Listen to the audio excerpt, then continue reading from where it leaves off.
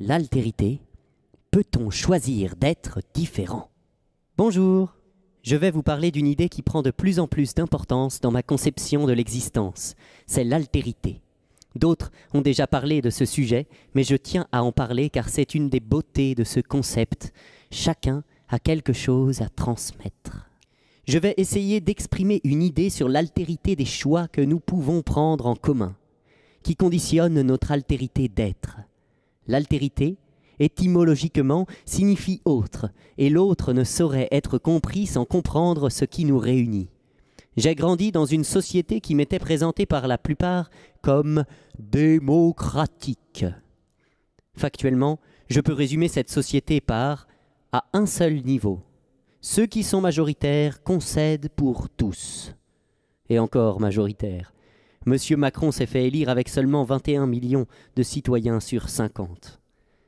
Nous sommes dans une société qui prône l'individu, mais qui réprime les choix collectifs au petit niveau de l'organisation de la société.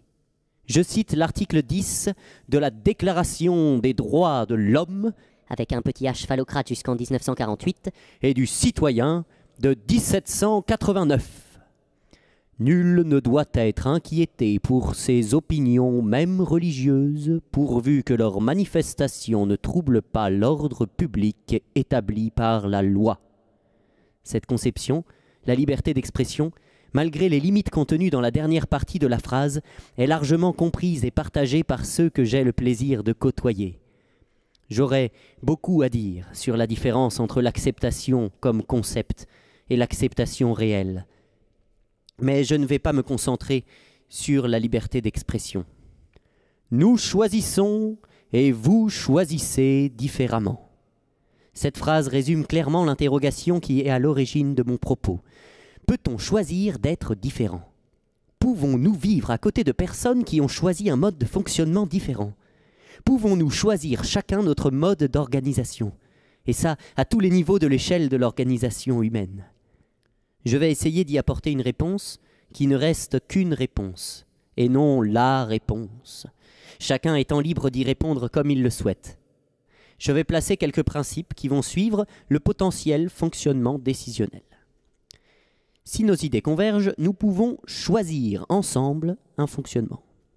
Si nos idées diffèrent, nous avons deux choix. Nous pouvons décider de faire une concession, c'est-à-dire de choisir de faire la même chose que quelqu'un ou un groupe, même si ce n'est pas notre conviction première, ou nous pouvons décider de nous extraire de ce groupe. L'important, c'est d'être conscient que chaque option est un choix et que nous choisissons à chaque niveau de l'échelle. Les exemples permettent à qui veut bien les suivre d'éprouver un raisonnement sans se préoccuper de la vérité, qui de mon point de vue appartient à chacun, et surtout il appartient à chacun d'utiliser ou non cette notion. Je vais prendre un exemple simple et délibérément polémique pour essayer d'expliquer que le choix est possible à toutes les échelles. Fumer. Au niveau individuel, je décide ou non de fumer. Dans l'appartement, nous pouvons décider avec ceux avec qui je vis si l'on fume ou non. Au niveau de l'immeuble, nous pouvons décider que l'on ne fume pas dans les parties communes, mais que chacun peut fumer dans son appartement. Si un des foyers tient absolument à fumer dans les parties communes, il décidera d'aller dans un autre immeuble où il y aurait ces règles, et si aucun immeuble n'est fumeur, alors il décidera de changer de ville, de région, de pays. Ou alors, s'il ne partage avec personne cette vision de la vie, mais qu'il y tient, la solitude. Au niveau de la rue, nous pouvons décider que l'on peut fumer ou non. Encore une fois, chacun a les choix de l'approbation, de la concession ou du départ. Et ainsi de suite, jusqu'au plus haut niveau de l'échelle d'organisation. Quand la possibilité de représentation de tous est impossible en raison du trop grand nombre de participants, des représentants peuvent être choisis simplement par ce même procédé. Chaque décision peut être faite selon ce raisonnement. L'éducation, les frontières, la langue, l'entraide, la religion, les guerres. Et cela laisse vivre à chacun son altérité, en comprenant qu'en étant décideur, ce qui le rapproche de son prochain. L'avantage de ce raisonnement est qu'il offre beaucoup plus de choix et d'altérité que le système sociétal dans lequel nous vivons, où nous faisons uniquement des concessions.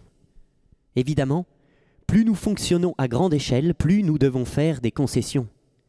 Dans la société actuelle, dès que l'on sort du niveau privé, ici l'appartement, c'est directement les plus hauts niveaux de l'échelle qui sont décisionnels et donc auxquels nous cédons nos choix. Tous les choix intermédiaires sont quasiment inexistants, nous privant ainsi de tous nos degrés d'altérité qui permettraient de nous sentir appartenir à des groupes moyens, plus grands que notre seul individu et plus petits que la grande échelle pour laquelle il nous faudrait, à raison de 1 habitant par seconde, des années pour dénombrer la population. Plus de 2 ans pour dénombrer la France et plus de 16 ans pour dénombrer l'Union européenne. Les idées avançant de tête en tête, sans jamais nous appartenir, j'espère que ma réflexion en déclenchera une autre. Merci de m'avoir suivi jusque-là. Al Capone.